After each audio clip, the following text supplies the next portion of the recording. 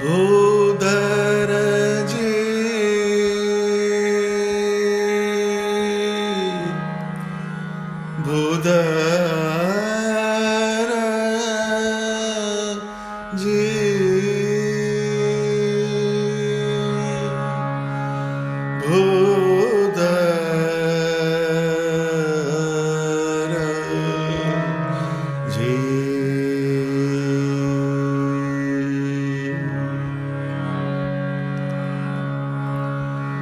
ભરી સભામાં ભૂધરજી તમે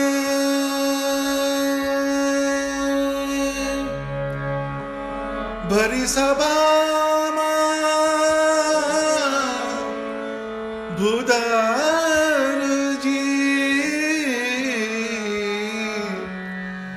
ભરી સભામાં ભૂધરજી તમે થયા છો મારી રે બેટાને હે તે બોલાવો બેટાને હે તે બોલાવો બેટાને હે તે બોલાવો બેટાને હે તે બોલાવો અવગુણિયા વિસારી અધમ ઉદાહરણ અવિનાશી તારા બિરુદની બલિહારી.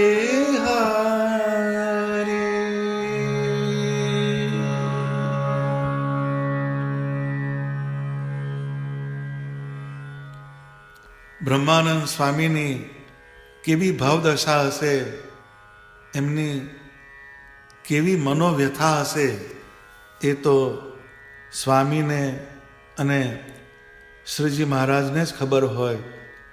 પરંતુ એમના આ શબ્દો જે છે અને રાગના આધારે આપણે બ્રહ્માનંદ સ્વામીની ભાવદશાનું થોડુંક આચમન જ કરી શકીએ એવી આપણી પરિસ્થિતિ છે.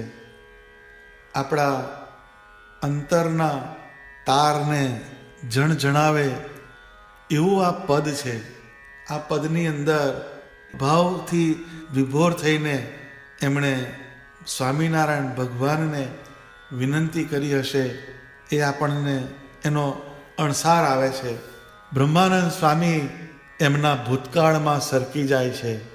જ્યારે બ્રહ્માનંદ સ્વામી ત્યાગાશ્રમમાં આવ્યા ત્યારે એમના મામા એમને લેવા માટે આવ્યા હતા. પૂર્વાશ્રમમાં લાડુદાનજી નામ ધરાવનાર બ્રહ્મમુનિ એમના માતા પિતાના એક માત્ર સંતાન હતા. તેઓ વિદ્યાવાન હતા, કીર્તિવાન હતા અને પોતાનો આવો એકનો એક છોકરો કયા મા બાપ દૂર કરી શકે. બ્રહ્માનંદ સ્વામીના મામાએ લાડુદાનજીમાં ધબકી રહેલા ચારણી લોહીને લલકારતા કહ્યું, ભાણેજ, આપણે તો ચારણ કહેવાઈએ.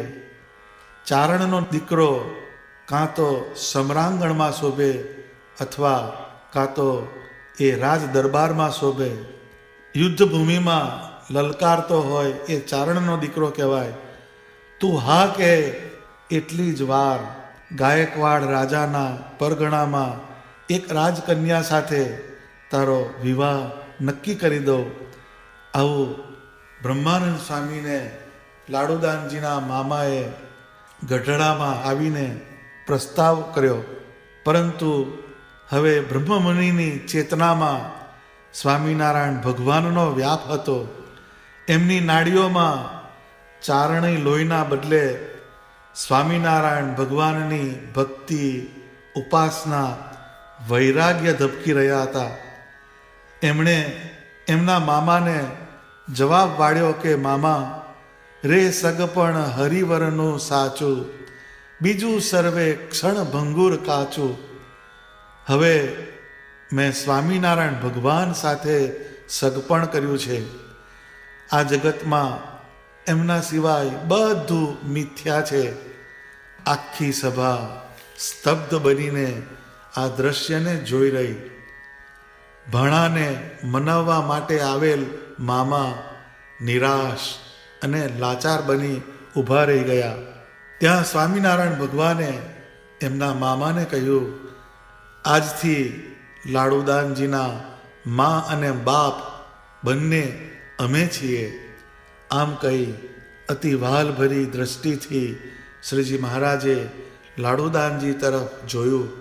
એમની આંખોમાં અતિશય હર્ષના આંસુ સરવા લાગ્યા. બ્રહ્માનંદ સ્વામી આ વિરલ ઘટનાને યાદ કરાવીને શ્રીજી મહારાજને યાદ કરાવે છે કે ભરી સભામાં ભૂદરજી તમે થયા છો માડી મારી રે. હે મહારાજ, તમે ભરી સભામાં બધાની હાજરીમાં મારી મા થયા હતા. મારા માવતર થવાનું તમે વચન આપ્યું હતું. સંપ્રદાયમાં એક બ્રહ્માનંદ સ્વામી એવા સંત હતા જેના મા બાપ થવાની જવાબદારી સ્વયં સ્વામિનારાયણ ભગવાને લીધી હતી. સંસારમાં માનું સ્થાન અજોડ હોય છે. માના માતૃત્વમાં વાત્સલ્ય, પ્રેમ, કરુણા અને માફ કરી દેવાનું સહજ હોય છે. કોઈ પણ બાળકના જન્મ પહેલાં, જન્મ સમયે અને જન્મ બાદ આ જીવન એની મા એના માટે કષ્ટ જ સહન કરતી હોય છે. પોતાનું બાળક મંદ બુદ્ધિવાળું હોય, ખોડ ખાપણવાળું હોય કે હોશિયાર હોય, પરંતુ માનું માતૃત્વ અને વાત્સલ્ય એક સરખા જ વહેતા હોય છે. એ આદર્શ માનું લક્ષણ છે. માટે જ કોઈકે કહ્યું છે કે જનનીની જોડ સખી નહીં મળે રે લોલ. બ્રહ્મમુનિ કહે છે કે હે મહારાજ, તમે મારી મા થયા છો, માટે માના કર્તવ્યમાં તો બાળકના ગમે તેટલા અવગુણ હોય તેને ભૂલીને તેને હેતથી બોલાવવાનું જ હોય છે. કદાચ મંદિરના વ્યવહારના કાર્યમાં વ્યવહારને સાચવવાના નિમિત્તે મારાથી તમારી ઈચ્છા વિરુદ્ધ, આજ્ઞા વિરુદ્ધ કંઈક કામ થઈ ગયું હોય તો હું તમારો બાળક છું એમ સમજી એને લક્ષ્યમાં ન રાખતા મને હિતે કરીને બોલાવવો એ તમારું કર્તવ્ય છે. બેટાને હેતે બોલાવો અવગુણિયા વિસારી.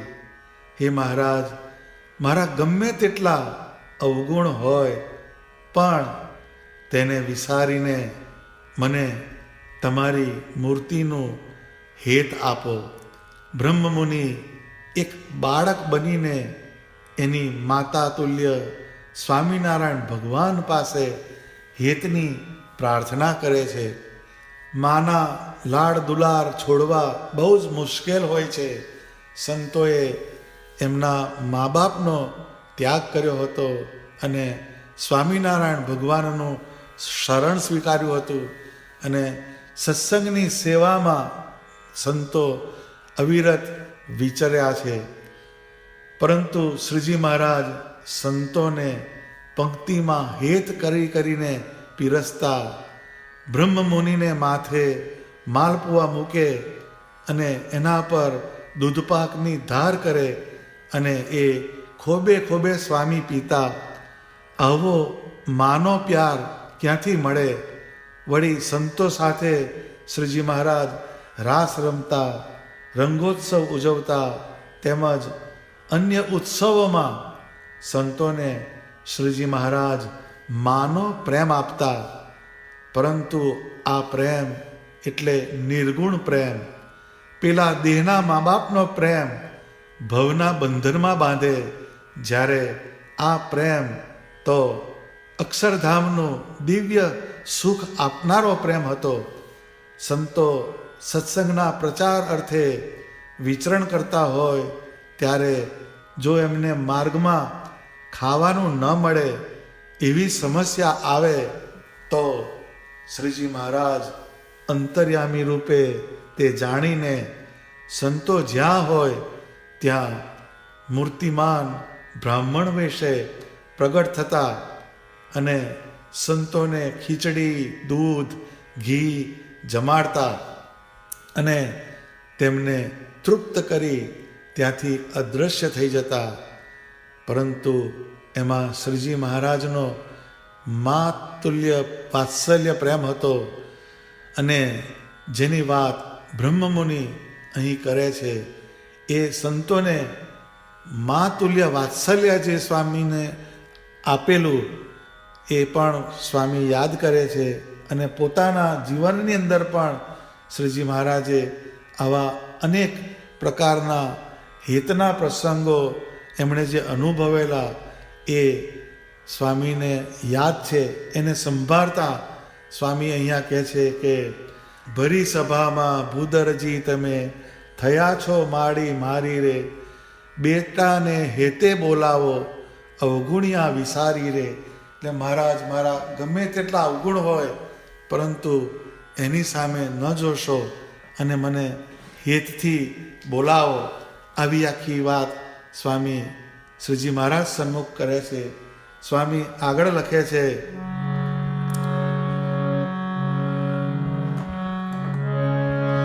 જેવો તેવો પુત્ર તમારો અણસમજુ અહંકારી રે, જેવો તેવો પુત્ર તમારો અણસમજુ અહંકારી રે, પેટ પડ્યો તે અવશ્ય પડવો, પેટ પડ્યો તે અવશ્ય પડવો, વાલમ જુવો વિચારી, અધમ ઉદાહરણ અવિનાશ તારા, બિરુદની બલિહારી.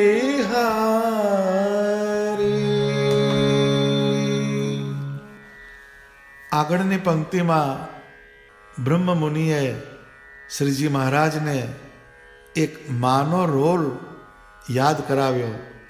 તો આ પંક્તિઓમાં એક પિતાનો રોલ એની વાત કરે છે. બ્રહ્મમુનિ પોતાની જાતને કેટલી નીચે લઈ જાય છે.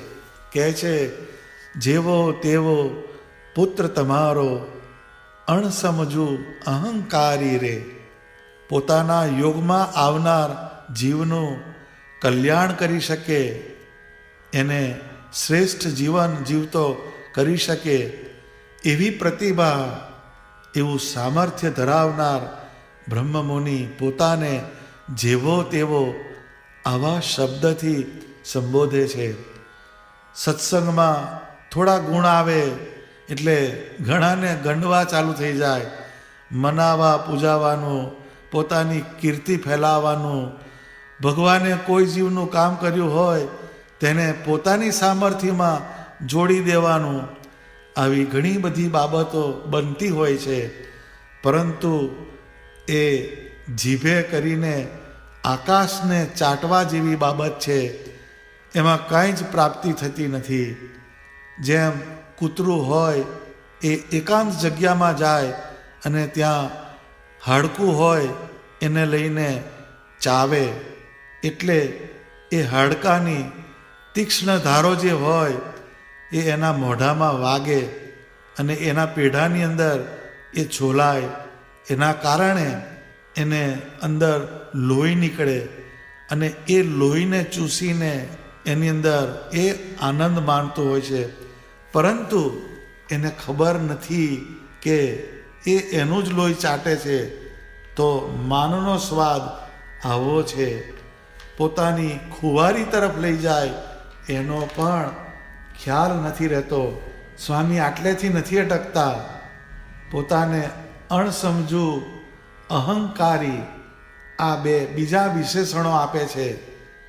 એમની બુદ્ધિમત્તા, પ્રતિભા કેટલી વિશાળ હતી એને જો સમજવું હોય તો બ્રહ્માનંદ સ્વામીએ સંપ્રદાયમાં બાંધેલ વડતાલ, જૂનાગઢ અને મૂડીના મંદિરોના દર્શન કરીએ અને એનો અભ્યાસ કરીએ તો એમાંથી ખ્યાલ આવી જશે કે બ્રહ્માનંદ સ્વામીનું વ્યક્તિત્વ, એમની બુદ્ધિ પ્રતિભા કેવી હતી. ઉપરાંત એમણે રચેલા હજારો કીર્તનો અને બીજા અનેક ગ્રંથોનો અભ્યાસ કરો તો ખ્યાલ આવે કે એમની સમજણ કેટલી ઊંડી હતી. છતાં પોતાને અણસમજુ કહે છે. તો આ પંક્તિમાંથી ઉપદેશ લેવો જોઈએ કે ક્યારેય સત્સંગમાં હું બધું જાણું છું, હું બધાથી વિશેષ જાણકાર છું, આવું ગુણનું અને સમજણનું માન ક્યારેય આવવા દેવું નહીં. જેવા આપણે માની બેસીએ કે મને બધી જ ખબર છે એટલે ત્યાંથી આપણી પ્રગતિનો શૂન્યાવકાશ શરૂ થાય છે. આપણે સત્સંગમાં પ્રગતિ કરી શકતા નથી.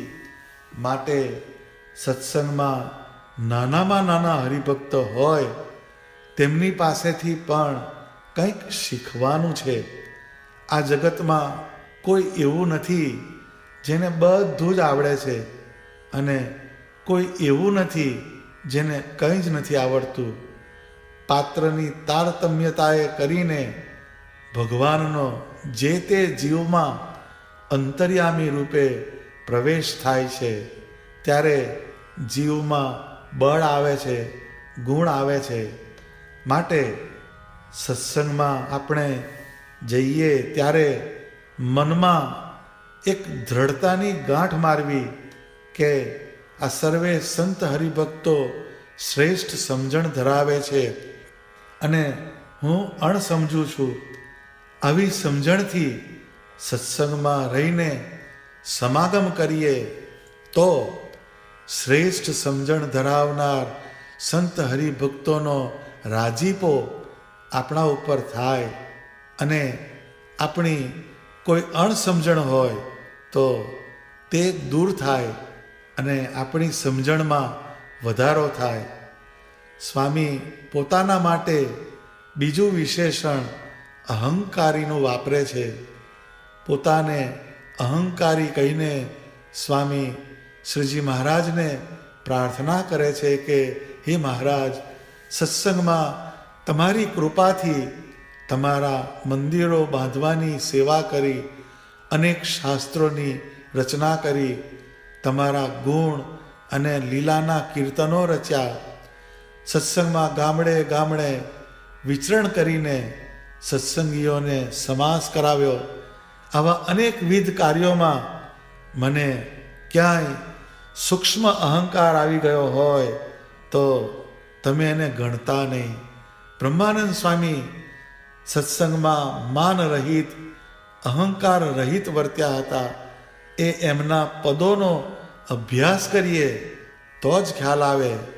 સ્વામી એ વિષયમાં જુદા જુદા પદોમાં લખે છે કે ઊંચે તંબુ તાનીએ સબે ભાર તનીકુ ચાકર કી મોટપ કહા સબે લાજ ધની કો. સ્વામી એમ કહે છે કે ગમે એટલો ઊંચો તંબુ હોય, એ તંબુ તાણ્યો હોય, પરંતુ એનો જે ભાર જે છે એ બોટમમાં જે ખીલાને તાણ્યા બાંધ્યા હોય એની ઉપર હોય છે. એમ સત્સંગની અંદર ગમે એટલી મોટી પ્રવૃત્તિ કરો, ગમે એટલા મોટા મોટા કાર્યો કરો, પરંતુ એ સ્વામિનારાયણ ભગવાનની કૃપાનું ફળ છે. ચાકર કી મોટપ કહા સબે લાજ ધની કો. એટલે એમ કે હું ચાકર છું, મારી મોટપ નથી, એ સ્વામિનારાયણ ભગવાનના આશ્રયનું બળ છે, એમની કૃપાનું ફળ છે. એમણે આપેલી બુદ્ધિને કારણે આ વસ્તુ થાય છે. એટલે અહીંયા નિરહંકારીની એક વાત છે. પોતાના અંદર અહંકારનું સહેજ પણ એ બીજ આવવા દેતા નથી. સરે ન બિગરે ઓર સે કારજ કછુ કબહી બ્રહ્માનંદ કહે સુખ હો વહી તુમ કરી હો તબહી. આ જગતની અંદર કોઈ પણ કામને સુધારનાર કે બગાડનાર એક ભગવાન જ છે. કોઈનું પણ સારું કે નરસું કરનાર એક ભગવાન છે. એના કર્મ ફળ અનુસાર ભગવાન એના જીવનમાં સારું અને ખરાબ કરે છે. કોઈ બીજાથી એ થઈ શકતું નથી. બ્રહ્માનંદ સ્વામી કહે છે કે તમે કરો તો જ મારા જીવનની અંદર સુખ આવશે. બ્રહ્માનંદ કહે સુખ હો વહી તુમ કરી હો તબહી. એટલે કોઈ પણ સુખની અવસ્થા આવે તો એ ભગવાન સ્વામિનારાયણની કૃપાનું ફળ છે. એ આપણા પુરુષાર્થનું ફળ નથી. આવું એક માન્યતાનો જે બીજ સ્વામી પોતાના જીવનમાં દ્રઢપણે રોપેલું હતું અને એ એમના તમામ સાહિત્યની અંદર જ્યાં ત્યાં તમને દેખાય છે. તો એ એમના બીજું એક પ્રમાણ છે. ત્રીજું સ્વામી એક પદમાં લખે છે, અરજી દાસ ગરીબ કી સાઈયા સુની લીજે ભજન વિરોધી દુષ્ટ કે મદ ગંજન કીજે. એટલે એક દાસ નોકર અને પાછો ગરીબ, અરજી દાસ ગરીબ કી સાઈયા સુની લીજે. હે સ્વામિનારાયણ ભગવાન, મુજ ગરીબની એક અરજીને તમે સાંભળો. એ કઈ અરજી કરે છે કે ભજન વિરોધી દુષ્ટ કે મદ ગંજન કીજે. કે હું તમારું ભજન કરવા બેસું છું, તમારું ધ્યાન કરું છું, ત્યારે એમાં અંતરાય રૂપ અંતઃકરણના શત્રુઓ કામ, ક્રોધ, લોભ, મોહ, મદ, મત્સર આવા જે અંતઃશત્રુઓ છે એનો જે ફોર્સ છે એનો તમે નાશ કરો. એનો મદ ગંજન કીજે. એટલે જે અંતઃશત્રુના જે બળ છે એને તમે કાપો. એવી સ્વામિનારાયણ ભગવાનને બ્રહ્માનંદ સ્વામી પ્રાર્થના કરે છે. એક પદમાં સ્વામી એમ કહે છે કે સુનિએ ધાહ ગરીબ કી હો ગરીબ નિવાજા દુઃખ દરિયા ઉતાર દે કરી મહેર જહાજા. કેટલી ઊંચી વાત લખી સ્વામીએ કે સુનિએ ધાહ ગરીબ કી, કે મારી એક ધાહ એટલે મારી એક વિનંતીને સાંભળો, મારી દર્દભરી વાતને તમે સાંભળો. હો ગરીબ નિવાજા, તમે ગરીબના પણ બેલી છો. દુઃખ દરિયા ઉતાર દે, આ દુઃખના દરિયા જેવા સંસારમાંથી મને પાર કરો. કરી મહેર જહાજા, આ દુઃખના દરિયામાં તમે જહાજ સમાન છો, નાવ સમાન છો, મને એમાંથી પાર ઉતારો. આવી એક પ્રાર્થના સ્વામી શ્રીજી મહારાજને કરે છે.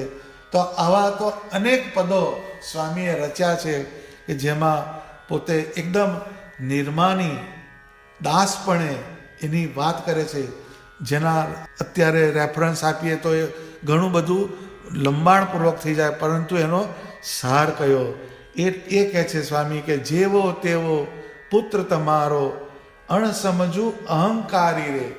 હું અહંકારી છું, અણસમજુ છું, જેવો તેવો છું, પરંતુ એ તત્વો એમનામાં નથી, છતાં પણ એને યાદ કરીને કદાચ આવું તમને કોઈક જગ્યાએ અનુભવ થયો હોય તો એને ભૂલીને મને તમારી મૂર્તિનું સુખ આપો. છેલ્લે પંક્તિમાં કહે છે કે પેટ પડ્યો તે અવશ્ય પાડવો, વાલમ જુઓ વિચારી રે.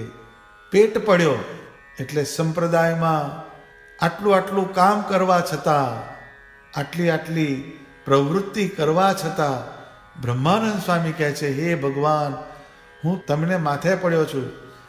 જેમ છોકરો હોય પણ અણસમજુ હોય, જિદ્દી હોય, પણ એના માવતર એને છોડતા નથી. મનમાં એમ ગોખે કે હશે, છોકરો છે, ધીરે ધીરે આવી જશે. આ માવતરનું વાત્સલ્ય છે.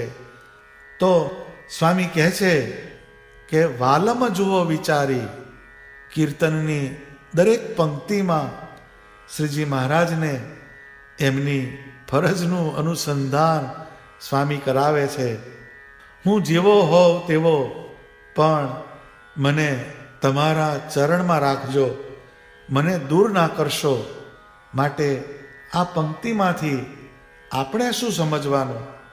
તો આપણે જ્યારે શ્રીજી મહારાજની મૂર્તિ સામે ઊભા રહીએ ત્યારે દીન ભાવે શ્રીજી મહારાજને પ્રાર્થના કરવી કે હે મહારાજ, હું તો અણસમજુ છું, અહંકારી છું, પણ જેવો તેવો તોય તમારો દ્રઢ આશ્રિત છું.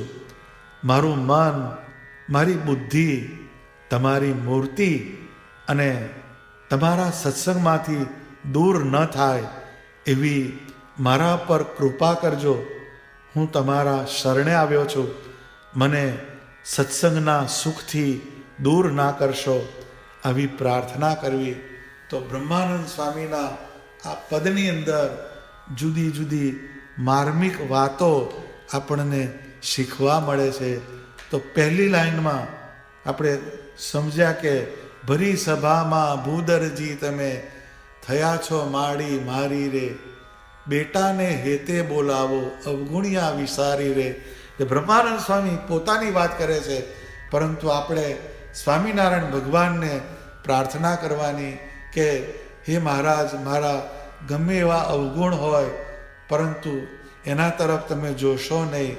મને તમારો બાળક સમજીને એને માફ કરી અને મારામાં એ અવગુણ જે રહેલા છે એ દૂર થાય અને તમારા કહેલા જે ગુણ છે એ મારામાં સ્થિર થાય, એવી મારા ઉપર કૃપા કરજો. અને બીજું કે આપણે પોતાની જાતને બહુ ઊંચી ના સમજવી.